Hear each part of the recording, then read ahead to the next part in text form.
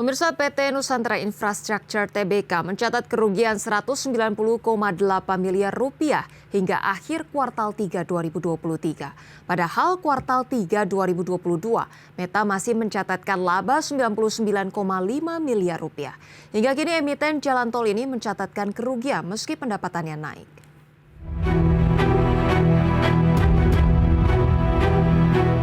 PT Nusantara Infrastruktur Tbk mencatat kerugian 190,8 miliar rupiah hingga akhir kuartal 3 2023. Meta membukukan pendapatan 1,4 triliun hingga kuartal 3 2023.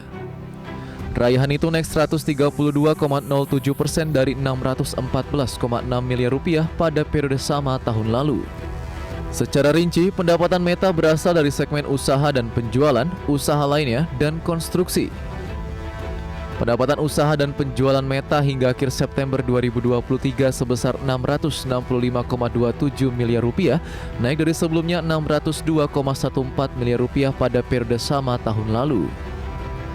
Dari sisi pendapatan usaha lainnya Meta senilai 11,6 miliar rupiah atau turun dari sebelumnya 12,09 miliar rupiah pada kuartal 3 2022.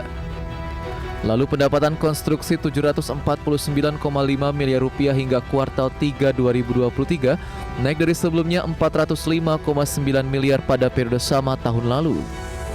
Kenaikan pendapatan ini diiringi oleh peningkatan beban langsung dan beban pokok hingga 325%, beban langsung dan beban pokok penjualan Meta hingga kuartal 3 2023 juga terpantau naik menjadi sebesar 950,2 miliar rupiah atau naik dari 223,5 miliar rupiah pada kuartal 3 2022. Kenaikan beban paling banyak berasal beban konstruksi yang naik menjadi 749,5 miliar rupiah hingga kuartal 3 2023. Pada periode sama tahun lalu, beban konstruksi Meta hanya 405,95 miliar rupiah. Alhasil, laba bruto Meta tercatat 476,2 miliar rupiah per akhir September 2023 atau naik 21,7% dari periode sama tahun lalu sebesar 391,13 miliar rupiah. Berbagai sumber IDX Channel.